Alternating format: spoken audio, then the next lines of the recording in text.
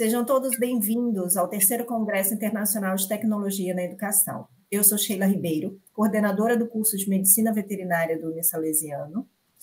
O tema da nossa palestra hoje é Complexo Respiratório Felino, que será ministrado pelo palestrante Renato Alves de Araújo. Passo a palavra ao palestrante, que irá se apresentar e, em seguida, iniciar a palestra. Eu sou o Renato Alves, eu sou médico veterinário com especialidade de medicina felina, tá? Hoje eu vou falar um pouquinho, né, sobre o complexo respiratório felino, tá? Mas antes, né, eu vou me apresentar já nos próximos slides. Bom, eu sou formado, né, pelo Unisalesiano, me formei em 2017, vim para São Paulo trabalhar, né, atuar como clínico, entrei na pós-graduação na Equalis em 2019, em medicina felina, né. Hoje eu sou responsável, né, pelo setor de medicina felina do hospital Ecos Pet Park, tá? E também sou um clínico atuante na Vila dos Gatos, né? E hoje também sou membro associado da Academia Brasileira de Clínicos de Felinos, tá? Mais uma vez eu agradeço, né, o convite para poder ministrar essa palestra pelo Unisalesiano. É um tema que eu gosto bastante, né? É um tema que todos os dias está na rotina do veterinário de felinos aí, ou para os clínicos normais, estagiários. É uma coisa que quem atende gato tem que saber aí o ABC certinho, porque está na nossa rotina todos os dias. Bom, então, o complexo respiratório felino, como o nome diz, né, é um complexo, porque tem vários agentes, né? Hoje eu não vou abordar todos os agentes, mas eu vou abordar os dois principais, né, que são o herpes vírus e o cálice vírus. Das doenças, né, respiratórias do gato, 80%, eu acho isso pouco, eu acho que é quase 90%, o complexo respiratório está atuante. Então, 80% das causas respiratórias é por conta de calicivirose e de herpes vírus. Bom, então, o herpes vírus, né, denominado rinotraqueite, né, antiga rinotraqueite, o herpes vírus, que é o FHV1, né, tipo 1, ele é o herpes vírus felino com envoltório lipoproteico, tá? Ou seja, ele é muito sensível ao desinfetante. Então, no ambiente, limpou com desinfetante comum, ele já vai acabar sendo eliminado, né? Geralmente, quando a gente pensa em herpes vírus, a gente pensa aí em lesões oculares, né, e lesões respiratórias, tá? É um sorotipo 1. Já o cálice vírus, né, ele causa lesões respiratórias também, mais difícil, mas quando ele causa lesão respiratória, é um pouco mais forte que o herpes, né? Os poucos que a gente conseguiu identificar, os pacientes ficam bem amuados, ficam com sintomas bem fortes respiratórios, tá? Mas não é tão comum. E geralmente a gente associa lesões oculares e principalmente lesões de cavidade oral. Então a gente sempre pensa no herpes, né, na região respiratória e ocular, e a calicivirose para a boca, tá? É um vírus não envelopado, então é um pouco mais resistente ao ambiente, tá? Possui várias cepas, um sorotipo único, ou seja, ele faz uma reação cruzada, mas ele não gera uma proteção cruzada.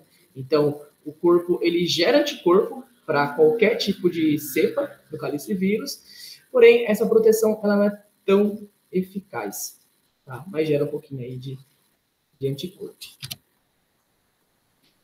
Bom, a morbidade do herpes vírus, do calicivírus, é 100%, principalmente em abrigos e gatis. Então, quando o gato espirra, geralmente ele joga esse vírus, né, faz esse spray nasal de 1 metro de distância. Isso já virou um abrigo de gatis. Quem já foi em ONG, quem já visitou aquela tia com 10 gatos, é muito contagioso, tá? Porém, a morbidade é alta, mas a mortalidade ela é baixa, tá? Quem sofre mais são os recém-nascidos, são os filhotinhos e os imunossuprimidos. Então, os gatinhos com FIV e os gatinhos com retroviroses. Então, voltando na transmissão, a gente tem a transmissão direta, que é o quê? Secreções oral, secreção nasal, ocular, então espirro, lambedura, comer no mesmo pote, beber na mesma potinha de água, tá? Nessa foto aí tem um abrigo A gente sabe que um gatinho infectado vai infectar todo mundo, né? A probabilidade é super alta e, infelizmente, a vacinação aí não é 100% eficaz. Ela acaba não sendo uma proteção aí sólida, né? Com o herpes e o calicivírus. E também temos transmissão placentária, né? O herpes vírus, ele consegue atravessar aí a placenta.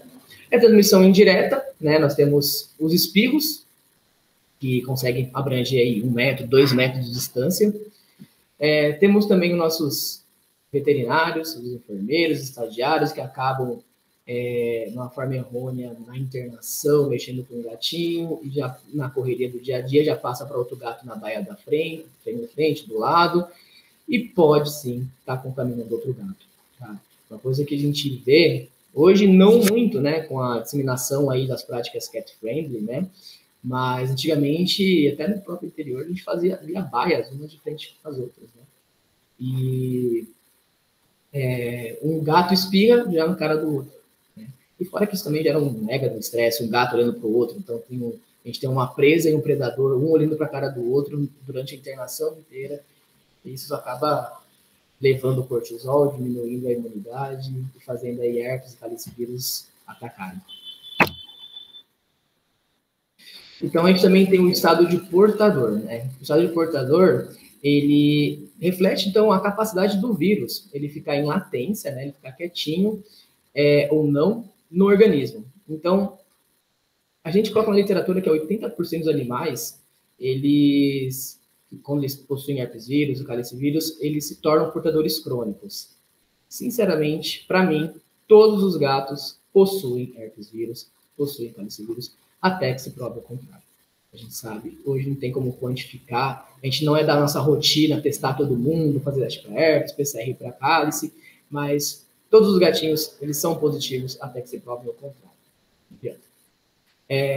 Geralmente, né, o herpes, ele se localiza em turbinados nasais, na nasofaringe, tonsilas e gânglios trigêmeos, os locais que eles costumam ficar em latência, né? Até temos uma estimulação imunogênica, às vezes uma vacina, ou um estresse, questão de gatilho, e eles saem da latência e começam a fazer aí a infecção, começam a fazer a eliminação. Na eliminação viral, o herpes, diferente do cálice, ele só transmite quando ele está na fase aguda. Então, o gato adquire o herpes vírus, ele faz a replicação viral, ele vai eliminar o agente também, ele vai ser um transmissor, e depois, quando a imunidade fica ok, né, o herpes fica em estado de latência.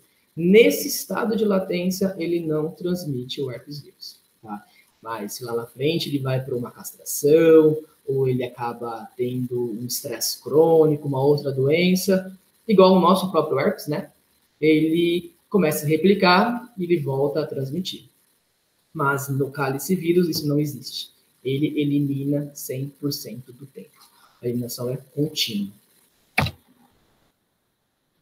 E na patogenia da doença respiratória, o herpes vírus, ele gosta bastante de baixas temperaturas, tá? Por isso que ele gosta tanto do trato respiratório superior e não inferior, né? A gente não vê o herpes vírus, pode acontecer, mas a gente não vê o herpes vírus comumente no pulmão, tá? Ele fica mais em trato superior. A gente, se vocês já viram na clínica, mas a gente está um dia quente, né? No interior aí vive quente, mas de repente de 35 graus vamos para 20, vamos para 18 no final de semana. E aí começa a tocar o WhatsApp, começa a sua tia te ligar que o gato começou a espirrar, né? Então, por conta disso, então, quando baixas temperaturas, o herpes vírus tem preferência em baixas temperaturas e acaba se multiplicando, gerando aí uma necrose epitelial, então ele faz uma lesão aí no epitélio, pseudo-stratificado, cilíndrico, ciliado, com células caliciformes. Eu decorei isso por conta da professora Sheila. A gente vê uma infiltração leucocitária, então, por conta dessa necrose epitelial, então células de defesa vão lá, né, contra esse agente. E quando nós temos o herpes vírus em filhotes em crescimento, né, como ele é um vírus, tem uma replicação viral, ele pode fazer a destruição dos turbinados nasais. E aí que a gente tem aquele gato com rinite crônica, né? Mais pra frente eu vou abordar sobre isso, mas filhotinhos com uma lesão muito grave por herpes vírus vão espirrar catarro a vida inteira. Temos graus, mas a gente pode acontecer isso. E também a gente tem um tipo de patogenia que é o aborto, né? Então, o herpes pode fazer uma vasculite, pode fazer uma trombose em placenta, gerando a infarto placentário e o aborto. Então, num resuminho aí de sinais clínicos, tanto para o herpes quanto para o cálice, né? A gente vai ter febre, anorexia, prostração. Isso quando a gente fala de uma infecção sistêmica do herpes vírus. Tá? Muitas vezes tem um gatinho que vem para a clínica que ele está bem, está comendo, está bebendo, mas está espirrando, tossindo, mas clinicamente ele está bem. É bem parecido com o nosso, né? Então a gente tem gripes e gripes. Gripes onde a gente, geralmente o homem, né, fica acamado 5 dias, porque a gripe na gente é bem mais forte, né? As mulheres são mais resistentes ao gripe. E tem gripes que a gente fica tossindo, mas na parte orgânica, clinicamente, ficamos bem. Então, a gente depende muito da cepa não, mas do como que a imunidade do animal responde a essa infecção, né, pelo herpes. Então, a gente tem espirros, temos tosses por causa de uma faringite, principalmente pelo calicivírus. Já chegou gatos afônicos para mim, então gatos quando tem uma infecção grande por calicivírus chegam sem miar, ele só abre a boquinha só. E demora um bom tempo para voltar, demora 2, 3, um mês para o gato voltar com sua fonese normal. Temos secreção nasais, temos vômitos, às vezes, de tanto que tosse, acaba tendo um refluxo, tendo um vômito ou uma regurgitação. E a cialorreia a gente sempre vai ver quando a gente tem aftas. Temos úlceras na boca por conta do calicivírus. Então, aquele filhotinho com uma cialorreia intensa, abre a boca que você vai conseguir ver aí uma estomatite, uma gengivite ou uma úlcera. E algo que é patognomônico, né? A gente não tem muito isso na veterinária, né? Temos raros casos, mas patognomônico são espirros paroxísticos. Então, aquele gato começa a espirrar 50 vezes seguida, começa... Isso é bem característico de herpes vírus. Você pode bater o martelo aí em um filhote ou até num adulto também com uma infecção aí aguda de herpes vírus. Temos, então, apresentações oculares, tá? Temos ceratites, temos úlceras dendríticas, também são patognomônicas de lesão por herpes vírus. Essa foto aqui eu guardo no meu coração, que é essa fotinha aí que parece um raio, né? Uma lesão geométrica. É uma úlcera dendrítica. E ela é característica de herpes vírus. Maravilhosa. A gente tem quimose, que é quando tem as conjuntivas todas aumentadas. Eu tenho uma outra úlcera dendrítica também, não parece, mas na parte aqui de baixo dessa lesão, né, dessa úlcera, ela faz sua voltinha, seu zigue-zague, tá? Então a gente tem uma úlcera redonda, normal, e temos também úlcera zigue-zague, por conta de herpes vírus, tá? Chegando até a descemetocele. Então, a gente tem ceratites profundas, superficiais, mas a gente pode atingir todas as camadas da córnea até a DCM, né, até a camada de DCM, gerando aí um furo no olho. E aí, geralmente, o paciente aí acaba perdendo a visão, acaba perdendo o olho, dependendo de quanto tempo aí o tutor demorou para trazer para a gente. Manifestação oral, então, a gente tem glossite, estomatite, úlceras orais, tudo isso aí por conta do calicivírus, tá? Excluindo outras causas, mas o calicivírus pode fazer isso, a gente tem manifestações aí gigantescas. Tem alguns casos na qual o gato tem dor na boca, ele faz cialorreia, você vai mexer, ele não deixa e você não tem nenhuma ação, tá? Cuidado. No outro dia, pede para voltar, porque no outro dia vai aparecer essa erosão.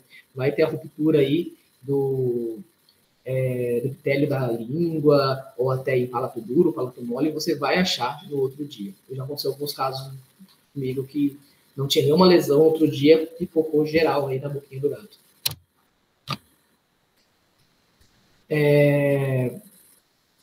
Sinais crônicos, então, a gente tem a longo prazo que pode acontecer, né, com o herpes vírus.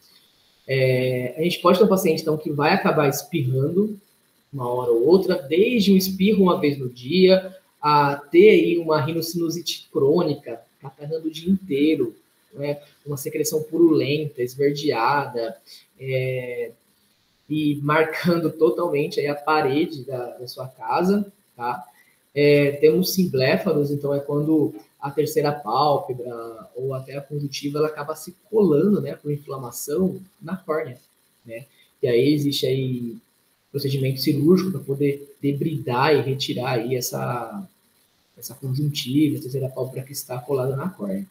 E o mais comum de acontecer é a cicatriz dos ductos lacrimais. Então, provavelmente já se depararam aí com um gato que fica sempre com remela, né? Sempre com secreção no olhinho, e já passa colírio, passa anti-inflamatório, e nada resolve. Por quê? Os ductos lacrimais, pela inflamação, acabam fechando, tá?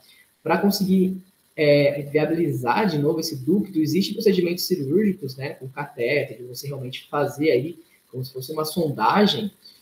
Não recomendo, as que eu já vi não deram certo, tá? Ou que não conseguiram desobstruir, ou obstruir, outro dia obstruir de novo. Desobstruir, eu acabou obstruindo novamente.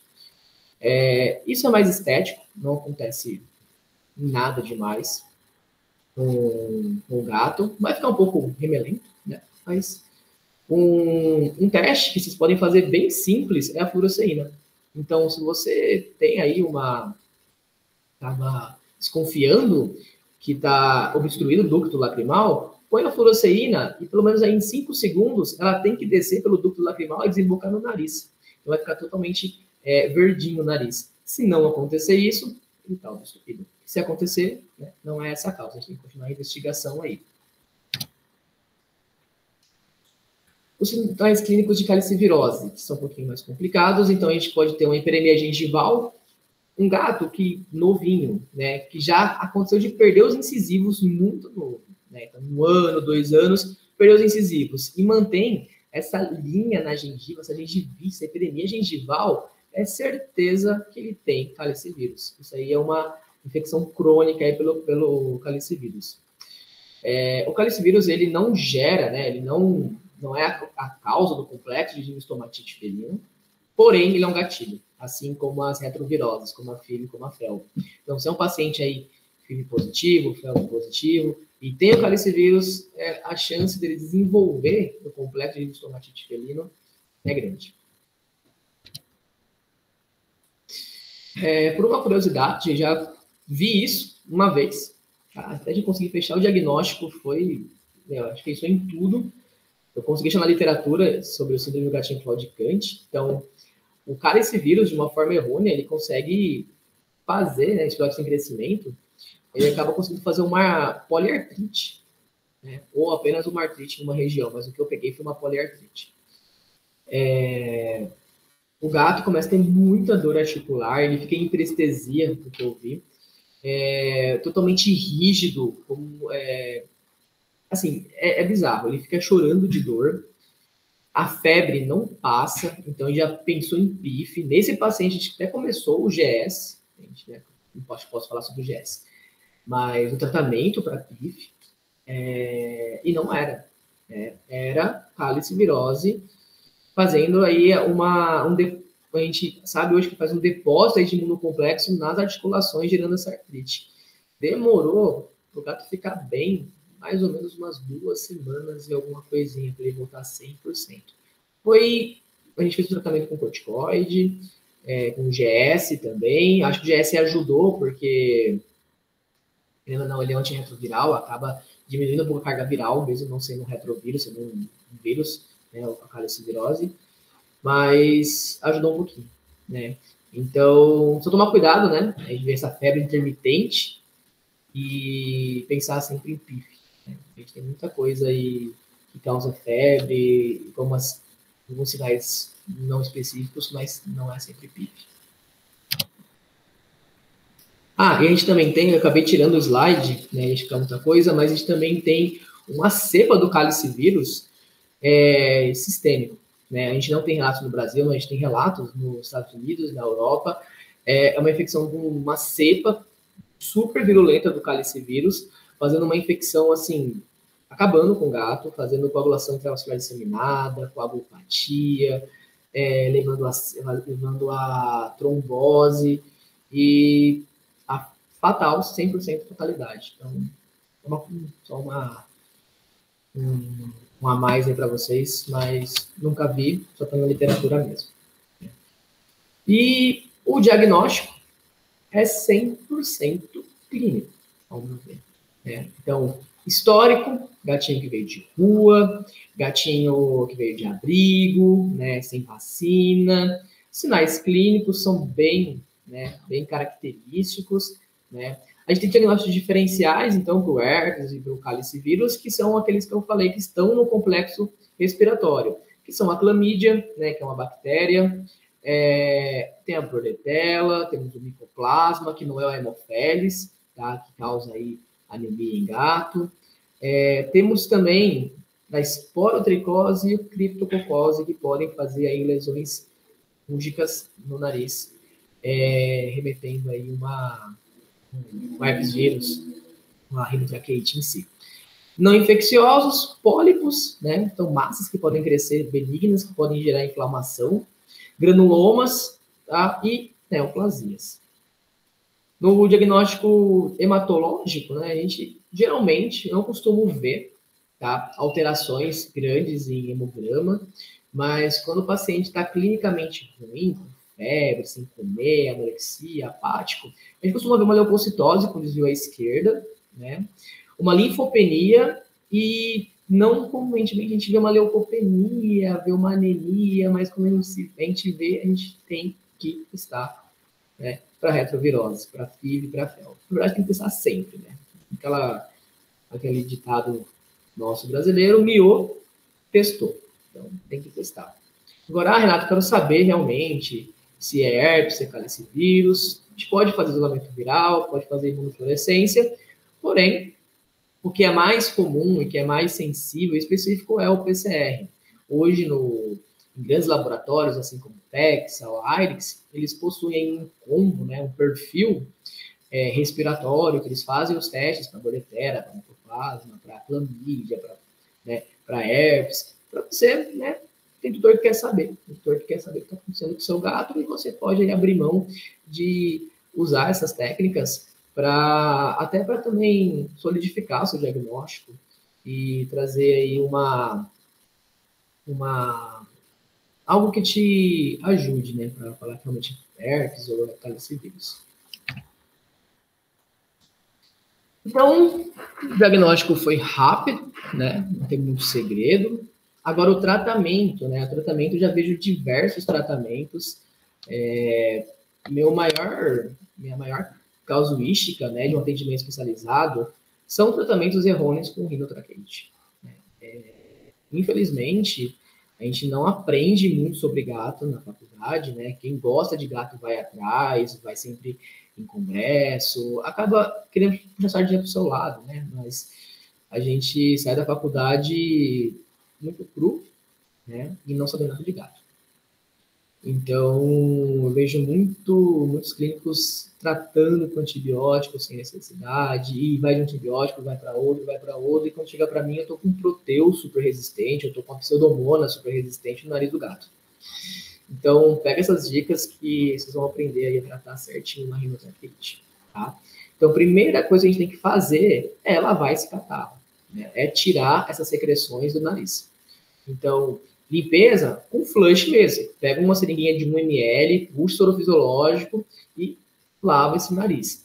Aqueles gatos que têm uma secreção tão intensa que chega até a ficar dura, eu sempre recomendo a fazer primeiro a inalação, para aquele catarro ficar um pouquinho mais fluidificado e faz a lavagem com soro fisiológico para ele engolir esse catarro, que seria a via normal, Engolir o catarro, ir para o estômago e a gente aí neutralizar com ácido clorídrico. Então, limpeza das secreções, oxigenoterapia quando necessário. Então, um gato com 2 narizes aí obstruídos, ele não vai respirar. Gato é péssimo para respirar com a boca. Se um dia você vê um gato respirando pela boca, corre, está morrendo. Tá? A gente pode abrir mão da oxametazolina, que é o Afrin pediátrico. Acho que quem tem rinite aí ama ficar colocando isso no nariz, ele ajuda, né, a dilatar um pouco, né, essa via respiratória para o paciente conseguir respirar. Porém, como toda medicação, né, como a Afrin, ela pode fazer um efeito rebote. Então, anotem aí, eles vão utilizar a ospazolina dia sim, dia não, alternando as narinas. Então, hoje, a gente faz um pinguinho na narina direita, amanhã, um pinguinho na narina esquerda.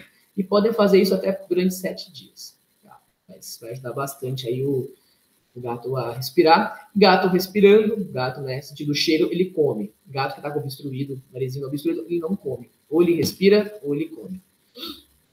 A gente pode abrir mão de usar drogas mucolíticas, né? A mais famosa aí é a acetilcisteína, dose de 10 mg por quilo. Tá? Vai muito bem intravenoso, vai muito bem via oral. Lá na frente eu vou falar sobre a apresentação. Tá?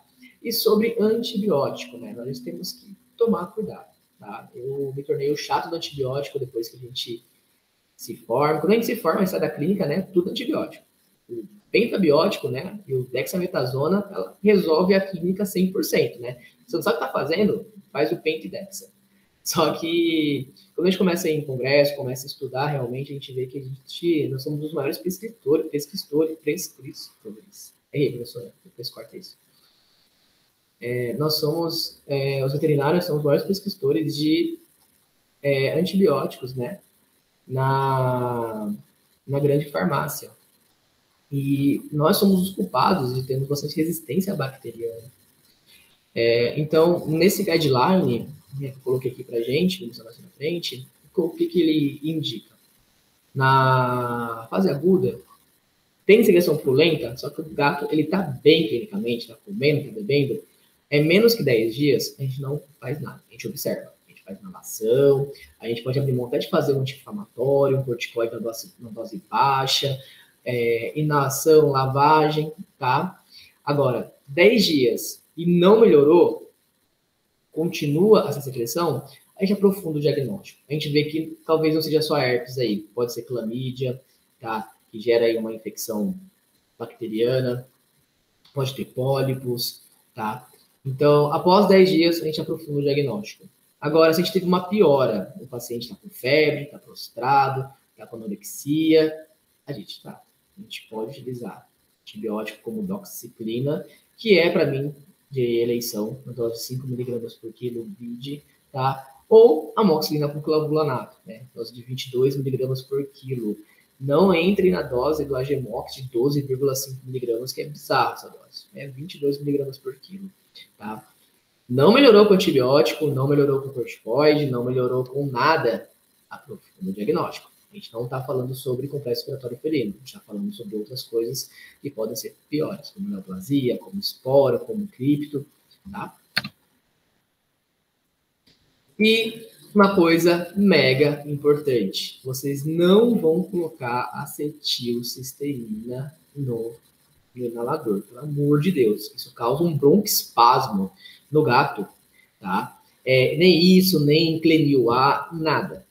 O gato pode fazer broncoespasmo com qualquer coisa. Gato é um ET, tá? Gato é totalmente diferente de tudo. Então, vão colocar o gato dentro da caixinha de transporte, vão tampar a caixinha de transporte e deixa lá nebulizando com soro fisiológico 20 minutos, 3 vezes ao dia, tá? Põe um churuzinho depois, põe um sachê, faz um condicionamento para que isso não seja estressante para ele, né? Então, deixa ele comendo um sachêzinho lá dentro, ou dá um churuzinho depois, para ele, né? A gente não ter esse estresse aí do gato que não sai dentro da caixa. Né? E a caixa de transporte, gente, sempre aberta, disponível para o gato. Vocês não podem ficar associando a caixa de transporte a ir no veterinário, a fazer inalação, né? O gato vai acabar associando isso com uma coisa ruim. E aí acaba gerando estresse, estresse aumenta o cortisol, a gente acaba tendo um herpes vírus oportunista. Então, tratamos o gato mais de 10 dias e não mudou nada. Né? Então, pesquisar doença fúngica, cripto, esporo, aspergilos, já peguei aspergilos em gato, no nariz do gato, e era essa a causa da infecção, né? Então, passou por 5 veterinários, cada um utilizou uma coisa diferente, fez aí uma resistência, a gente teve uma E. coli, se eu não me engano, na época, bem resistente, a gente teve que usar quinolonas, né? Então, a gente não gosta muito de usar quinolonas em gato, né? Por conta do descolamento de retina, enrofloxacino, marbofloxacino, pradofloxacino, mas a gente teve que abrir mão, tutor assim no terminho sabendo disso, mas deu tudo certo. Alergias também podem gerar aí espirros, né? Não com catarro, assim, mas a gente acaba tendo pacientes alérgicos que podem ficar tossindo e podem ficar espirrando, né? Os asmáticos também. Neoplasias, né? Pólipos nasofaríngeos são bem comuns, tá? Eu pego pelo menos aí uns 5, 6 por ano.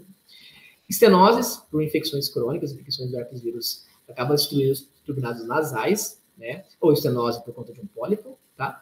E para conseguir fazer esse diferencial, na rinoscopia, na tomografia, no lavado nasal mesmo, a citologia aí, ver se não tem pé de cultura, antibiograma, ver se a gente não tem aí uma bactéria resistente, a gente não tem fungo fazendo infecção também, tá? E a rinoscopia, fazer uma biópsia aí da massa que você achar ou retirar a massa inteira. Esse guideline é muito interessante, esse guideline abriu minha mente aí para a questão de antibiótico, tá? Então, quem gostar de ler, tá em inglês, tá de graça, é só colocar no journal esse texto que vocês vão conseguir ler certinho, mas ele vai ensinar bastante sobre como utilizar antibiótico em tratamentos aí respiratórios de cão e gato. E aí nós temos os antivirais, né? O antiviral ficou bastante famoso aí nos últimos 5 anos. Quando eu me formei, estavam começando a falar um pouquinho sobre o fanciclovir, que é o Penvir, né? Mas a gente tem o aciclovir, que a gente usa em humano para herpes, não faz nem cócega. A gente tem um estudo com ribavirina para calicivírus, só que a dose na qual ele consegue combater o calicivírus é a dose tóxica da ribavirina. Não vale a pena utilizar. Porém, a gente tem aí o fanciclovir, que é o famoso Penvir. Ele é bem eficaz realmente assim contra o herpes vírus, tá? A gente tem a dose aí de 90 miligramas se temos acometimento ocular, porque para conseguir fazer uma concentração para chegar no buracoso tem que ser 90 miligramas. Ou, sem manifestação ocular, 40 miligramas por quilo, né, de 15 dias. Sinceramente, quando eu aprendi a utilizar, eu usei bastante, tá? E eu não vi resultados diferentes do que a gente faz convencionalmente. Então, a gente vai encarecer um pouquinho aí o tratamento. Não tô falando que não funciona, mas na minha rotina, eu acho que eu nunca precisei utilizar o antiviral, até na internação, para melhorar um quadro aí de rinotraqueite, tá?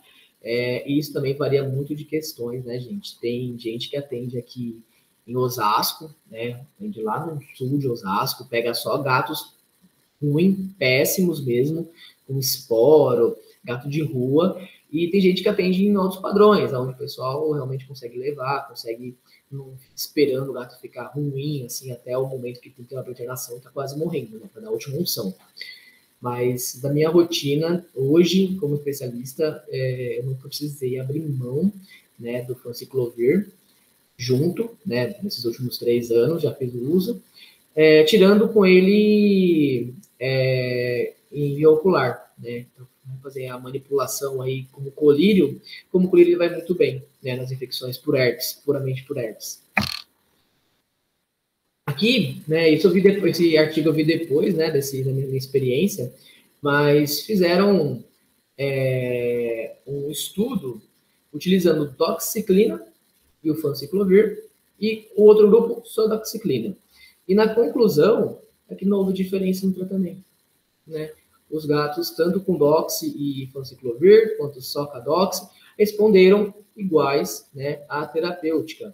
Só tivemos uma diferença aí, né, que o DNA do herpes com o fanciclovir, ele teve uma mudança, tá? Mas eles não conseguiram fazer uma conclusão exata, né? Então, mais estudos têm que ser feitos aí para determinar aí o benefício do Penvir, da fanciclovir, junto no tratamento.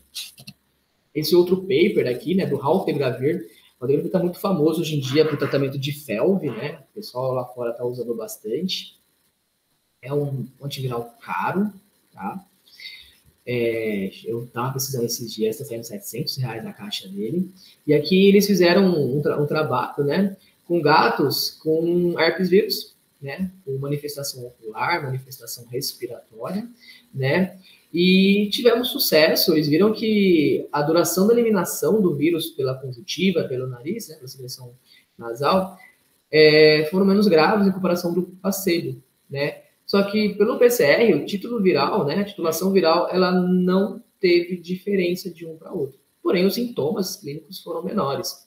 Então, às vezes, vale a mão aí. Acho que no futuro a gente vai ter mais estudos falando sobre o uso do raltegravir, né, claro, para cobertura respiratória felina. Então, o tratamento oftálmico, né, na fase aguda também nós temos aí abrir mão de colírios, podemos usar tetraciclinas ou quinolonas, porque a gente pode ter clamídia, né, na infecção oftálmica. Então, a gente pode aí, se for só herpes, ou não tem herpes, tem clamídia, também a gente não sabe. Temos aí os mais famosos, Ciprovete, um bom colírio, né, antibiótico, e tem condroitina na composição, então é aquele colírio que fica mais gelatinoso, parece que ele fica mais tempo no olho, né? Ele é bem bacana, tá? Temos outros também, como o Regencel, que tem clorafenicol, a gente tem o tobramicina, temos gatifloxacino também, que é o Zimar, a gente tem inúmeros, né, colírios, mas de eleição, né, a gente tem as tetraciclinas, ciprofloxacinas e clorafenicol. Temos também colírios manipulados, né, com antivirais. Todos esses, tilofluridina, idoxoridina, aciclovir, nunca usei. Sempre deixei, tá na literatura, trouxe para vocês. Porém, o que eu já usei foi o fluciclovir remanipulado, né, por uma farmácia de manipulação, porque a úlcera dendrítica, né, eu tinha certeza que era herpes vírus e funcionou super bem. Lembrar que são antivirais virostáticos, então você tem que utilizar várias vezes no dia, então são a cada 2 horas, a cada 3 horas, e eles irritam bastante o olho do gato, ele coça. Então, colorizabetano, né? Mas não é de eleição sempre utilizar esse tipo de colírio, tá? São partes bem específicas mesmo. Temos os imunomoduladores, né? Interferon alfa humano, interferon alfa felina, ômega felino, né? Que utilizei já algumas vezes o interferon humano, tá? Também não é barato, ele vem injetável, ele vem, se não me engano, em 5 milhões de unidades internacionais, e a gente tem que diluir até chegar a 50, né? É muito trabalho. Mas já utilizei, a gente faz uma gotinha aí no olho do gato ou na narina dele, né? Uma vez no dia, a gente usa aí 10, 15 dias. Tive resposta, né? Mas a gente fica naquela coisa assim, será que não ia melhorar sem ele? Mas é mais uma ferramenta aí para a gente conseguir o tratamento, né? O interferon ômega felino, a gente tem estudos, né, sobre ele realmente funciona, a gente tem bastante estudo basando ele, porém ele não tem no Brasil, né? Tem previsão de chegada aí só nos Estados Unidos, na Europa, né? Então, infelizmente, mas pode abrir mão de usar sim o interferon humano, que vai acabar funcionando aí, me ajudando. Porém, lembrar, gente, gato, o menos é mais. Quanto menos medicação, menos coisas que você fizer no gato, né, manipulação, melhor. Então, levar em consideração isso, tá? Às vezes, você vê que eu já peguei receita que parecia uma bíblia, né? Tinha uns 10 medicações. Não precisa. O estresse da medicação é muito gigante. Temos a lisina, né? A lisina também ficou famosa um tempo, porque a lisina começa a competir com a arginina, que é onde o herpes faz a sua replicação, né? Porém, a gente tem já estudos embasando que eles não têm eficácia, né? Então, a gente volta aí para o menos é mais, né? Se for usar uma coisa que não tem eficácia, não uso. Ah, Renato, mas eu faço estágio com um veterinário que usa, ele é super bem. Mas e se não usar, certo? Não vai bem? Então, abrir mão disso mesmo, tá pensando sobre isso. Aqui é o estudo, né? Então, o trabalho que foi feito, né, sobre a lisina, e a gente não realmente tem embasamento científico aí sobre a eficácia dela. No tratamento, eu quis trazer essas duas medicações que são bem interessantes, porque uma como o acetilcisteína, né, um pump, cada pump dela, se eu não me engano, ela gera aí 40 miligramas ou 50 miligramas de acetilcisteína. Então, em vez de a acetilcisteína humana, ela, se não me engano, é 40 miligramas por ml, né? Gatos muito grandes, então gatos aí de 5 quilos, 6 quilos, você vai dar litros de acetilcisteína com gosto de framboesa, com gosto de morango, né? E vai babar pra caramba. Então, como você é bem interessante, que você faz 2 pumpzinhos assim, para um gato aí de 3 quilos, já consegue chegar numa dose aí bacana, sem um volume muito grande de medicação. Tá? É um pouco mais caro, obviamente, né, em relação à farmácia humana, mas vale a pena. Eu trouxe o Nuxel também. O Nuxel é uma medicação, é um complexo vitamínico. Não sou fã de vitaminas, eu sou muito cético em relação à vitamina. Mas o Nuxel tem se mostrado com um princípio ativo muito bom. Eu tenho utilizado ele na minha rotina para gatos com respiratório, né? Alguns gatos que eu acho que eu vou ter que usar antibiótico, o Nuxel segura muito bem. A gente tem uma linha do Nuxel, né? Ele não está patrocinando, mas de condroitina, de parte cardiológica, que funciona muito bem. Então, vale muito a pena. O Nuxel a gente usa uma ampola por dia durante 3 dias, né? É uma seringuinha, geralmente palatável, o gato sente super bem. E depois, uma vez na semana só. Então, fica um pouquinho mais barato o tratamento e eu gosto bastante, tá? Deixei também dose de prednisolona aí que eu uso, e a cisteína, que às vezes a gente tem que abrir mão de um corticoide, por mais que seja mais um corticoide de baixa imunidade, mas em doses anti-inflamatórias ele ajuda bastante na desobstrução nasal de uma rinotraqueite. E aí a gente tem a fase crônica, né? O tratamento da fase crônica, que a gente não tem muito o que fazer, né? A gente tem aquele paciente que perdeu todos os cílios, perdeu os turbinados nasais, né? E vai fazer o quê? Vai fazer antibiótico? Vai. Vai melhorar? Vai. Mas vai voltar, né? Porque a anatomia do nariz já mudou completamente. Então a gente não tem aqueles cílios que são escovinhas para conseguir jogar a secreção para trás e deglutir, né? Vira um local seco que produz secreção e ela não consegue ser escovada. E aí o gato acaba espirrando ela, né? Então, se pegar um gato aí com rinotraqueite crônica, a primeira coisa que vocês vão fazer é a cultura e o antibiograma. É a primeira coisa que vocês vão fazer.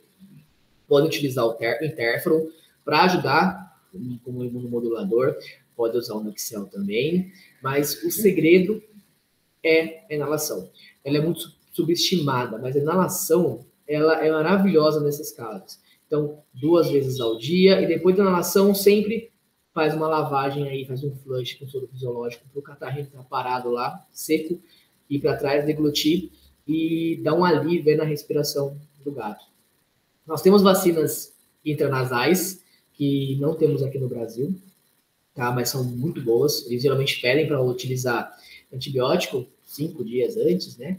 Para diminuir a flora bacteriana, às vezes também oportunista, e aí faz a vacina do nariz. Ela pode causar reação, né? Uma reação vacinal no local, então o gato ficar espirrando, por exemplo, mas a gente tem a gripe KC para cachorro, né? E que funciona igual e funciona super bem, né? Mas infelizmente a gente não tem isso por aí no Brasil. O prognóstico da doença é favorável, então herpes vírus, cálice vírus não tem cura, são portadores crônicos, tem gato que vai ter mais sintomas agudos durante a vida, tem gato que nunca vai ter, isso varia muito da imunidade, no cálice vírus da cepa, tá? Mas é bem tranquilo, não precisam se preocupar, mas quando o gato é adulto, tá? Aqui eu deixei aí um guideline muito bom, tá? Que ele ajuda no ABC mesmo do tratamento para herpes vírus, tá? Também falo sobre cálice vírus. Quem gosta de ler, é bem bacana, tá? Vale muito a pena ler paper, gente, ler guidelines, ajudou bastante, principalmente recém-formado, tá? A você ter uma base, algo que você precisa embasar, tá? Mas também guidelines não são guidelines, né? Eles não são a verdade absoluta. Lembrar que esses guidelines são feitos lá fora, né? Nos Estados Unidos, na Europa, e a nossa realidade brasileira às vezes é um pouquinho diferente. Então, não sejam aquele tipo de estagiário ou de profissional que chega numa internação e fala que tá tudo errado, e que não é assim, que o guideline fala daquilo. Não. Cada local, né, cada realidade, cidade, hospital, bairro é totalmente diferente. Né? O importante é vocês terem humildade, né, e saber aprender, saber conversar com o colega, né, e serem principalmente éticos. Tá? Muito obrigado, né, professora Sheila, professor Rafael, o Salesiano, por darem a oportunidade